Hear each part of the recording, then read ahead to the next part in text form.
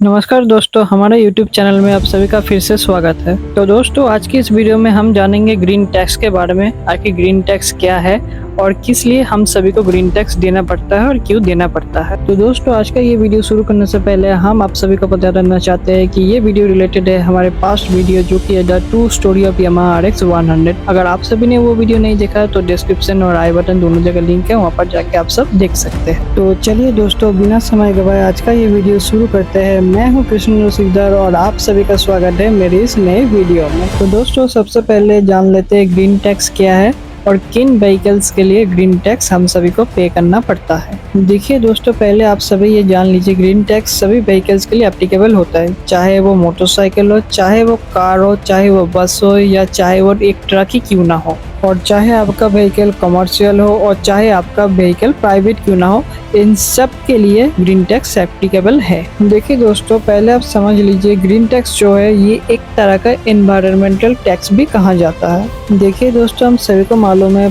15, 20, 30 साल की जो व्हीकल्स है वो पुरानी हो जाने पर कितनी ज़्यादा पॉल्यूशन करती है, और इसी बढ़ती हुई पॉल्यूशन को कंट्रोल करने के लिए गवर्नमेंट ने एक टैक्स लागू किया जो कि है ग्रीन टैक्स, जिसको सब लोग एनवायरमेंटल टैक्स भी कहते हैं, जिसे आप लोग एक तरह का पेनल्टी टैक्स या फिर एक तरह का फाइन भी बोल सकते हैं। देखिए दोस्तों, ये जो ग्रीन टैक्स है ये इंडिया के सभी स्टेट में एप्लीकेबल नहीं है। ये सिर्फ उन्हीं जगह पे एप्लीकेबल है जहाँ पर सर्वाधिक एवं अधिक मात्रा में पॉल्यूशन है। और वीडियो में आगे बढ़ने से पहले मैं आप सभी को ये भी क्लियर कर देना चाहता हूँ कि ये ग्रीन टैक्स आप सभी को तभी पे करना है जब आप अपने व्हीकल का री रजिस्ट्रेशन करने वाले हो, क्योंकि दोस्तों आप सभी को ये मालूम होगा कि व्हीकल जब 10-15 साल पुराना हो जाए तो उसका री रजिस्ट्रेशन करना पड़ता है।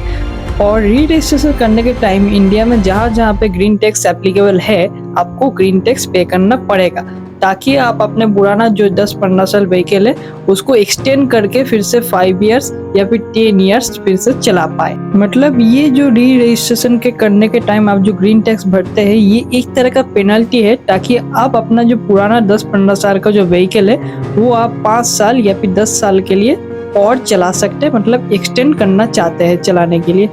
वरना अगर आप ये ग्रीन टैक्स नहीं भरते तो आपका जो री रजिस्ट्रेशन है वो फेल हो जाएगा, वो नहीं होगा। फिर आपके पास सिर्फ 2 ही उपाय होंगे, या तो अपने गाड़ी को स्क्रैप में दे दीजिए, एक नया व्हीकल ले लीजिए, या फिर आपको ये ग्रीन टैक्स पे करना पड़ेगा ताकि आप 5 साल के लिए फिर से अपना ये पुराना व्हीकल चला पाए। और दोस्तों, ये जो ग्रीन टैक्स है ये सबसे पहले हमारे भारत में 2015 में दिल्ली में लागू किया गया था, क्योंकि आप सभी को मालूम ही होगा कि दिल्ली का हाल कैसा है। पोल्यूशन में सबसे टॉप आता है हमारे इंडिया में दिल्ली। वहाँ पर इतना पोल्यूशन होता है कि पोल्यूशन चारों तरफ से एकदम कोहरे का तरफ हो जाता है, आपको ये सब तो मालूम ही होगा। तो वहाँ पर 2015 में सबसे पहली बार ग्रीन टैक्स लागू किया गया था, ताकि जितने भी पुराने व्हीकल्स हैं वो लोग कम से कम ठीक करवा ले या तो उनको फेंक के एक नया व्हीकल ले ले। तो दोस्तों, ये जो ग्रीन टैक्स आप लोग पे करते हो ये सभी व्हीकल्स के लिए सेम नहीं है, हर व्हीकल्स के लिए अलग चार्जेस है। किसी किसी केस में आप लोग को 2500 पे करना पड़ेगा, किसी किसी केस में 3500 और कभी कभी किसी केस में 10,000 तक का भी आपको ग्रीन टैक्स पे करना पड़ सकता है। डिपेंड करता है कौन सी व्हीकल है, किस वेरिएंट का है, कौन सी मॉडल का है, कौन सी कंपनी का है और उसकी इंजन कैपेसिटी कितना है। ये सारे फैक्टर्स डिपेंड करते हैं कि आपको कितना ग्रीन टैक्स पे करना पड़ेगा गवर्नमेंट को। तो दोस्तों, ये जो पैसे लिए जाते हैं आपसे ग्रीन टैक्स के थ्रू, ये गवर्नमेंट फिर से एनवायरनमेंट के काम में ही लगा देते हैं, ताकि एनवायरनमेंट का जो पोल्यूशन है वो रिड्यूस हो सके। जैसे गवर्नमेंट इसको किसी ईवी कंपनी में इन्वेस्ट करेगी या फिर और भी बहुत से जो एनवायरमेंटल प्लान्स है उसमें गवर्नमेंट ये पैसा इन्वेस्ट करती है।